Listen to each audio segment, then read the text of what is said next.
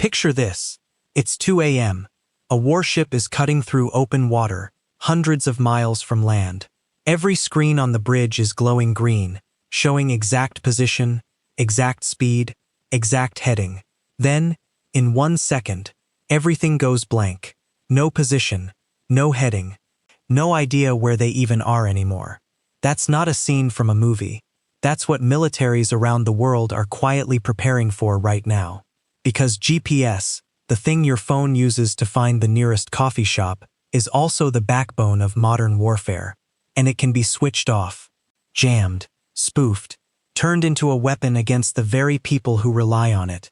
Before we go further, do me a favor, hit that like button, and if you're new here, subscribe. Trust me, once you hear how fragile this system really is, you're going to want to see what comes next. So let's talk about what actually happens if GPS goes dark during a war. Most people think of GPS as something for cars and phones, directions, maps, maybe tracking a delivery. But that's the small stuff. The real story is bigger and a lot scarier. GPS, or more accurately, GNSS, the whole family of satellite navigation systems, is stitched into almost everything modern militaries do.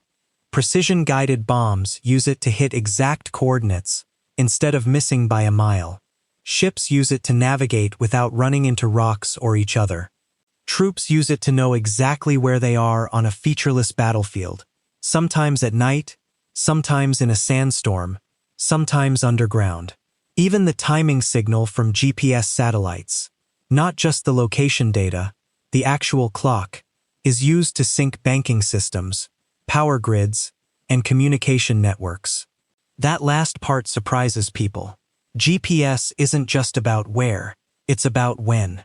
Every GPS satellite carries an atomic clock, and that precise timing is quietly running in the background of things that have nothing to do with maps. Cell towers use it to stay synchronized.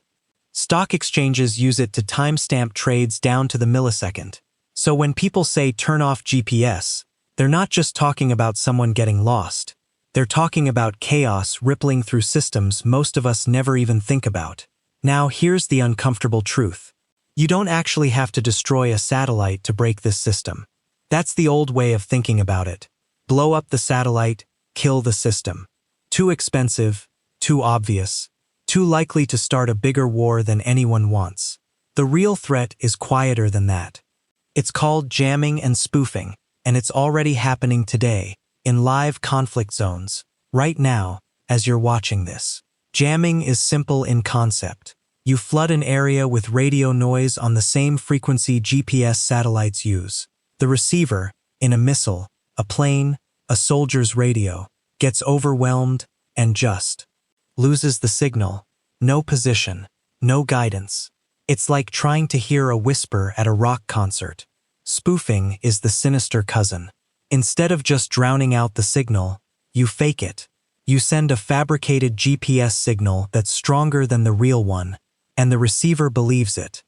It thinks it's exactly where the attacker wants it to think it is.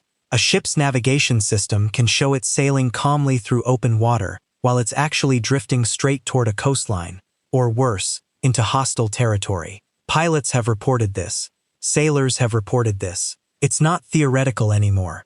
And this is just the surface. Because once jamming and spoofing become common in a real war, the next question becomes brutal. How does anyone fight, navigate, or even survive without the invisible system they've depended on for 30 years? That's exactly where we're headed next. So picture that battlefield again. Jamming has knocked out the signal. Spoofing has fed false coordinates into half the systems on the field. What happens next isn't science fiction. It's a scramble back to something old. Militaries have actually never fully abandoned the old-school tools.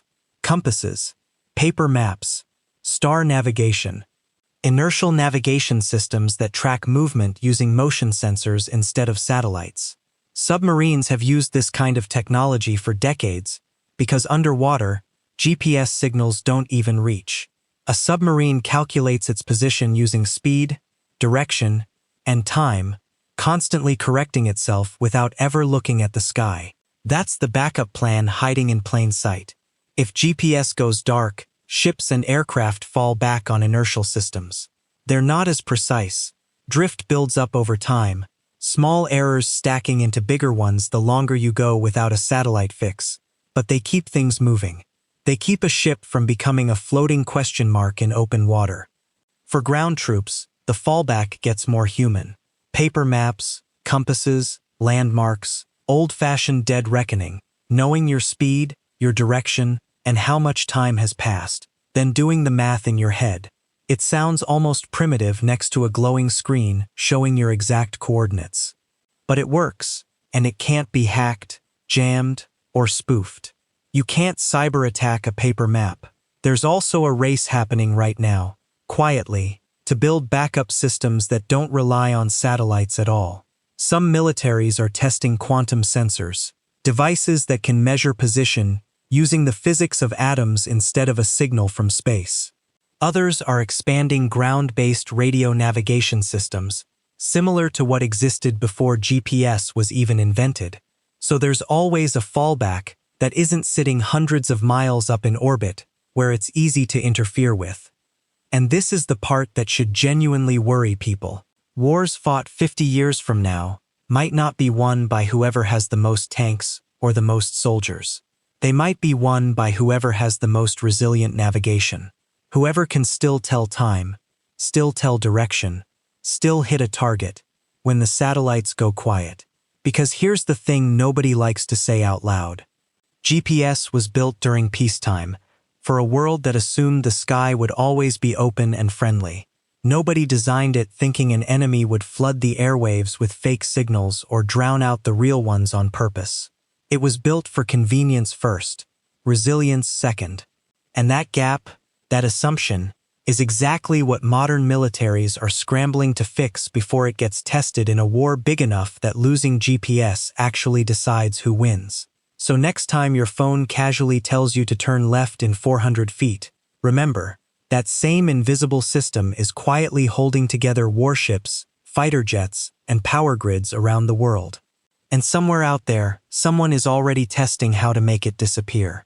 If this kind of thing fascinates you as much as it fascinates me, the hidden technology holding modern warfare together, make sure you're subscribed, because this is exactly the kind of story we dig into here. Drop a comment and tell me what you think happens first. A major GPS blackout in a real conflict, or the backup systems getting good enough that it stops mattering. I read every single one. Thanks for watching. I'll see you in the next one.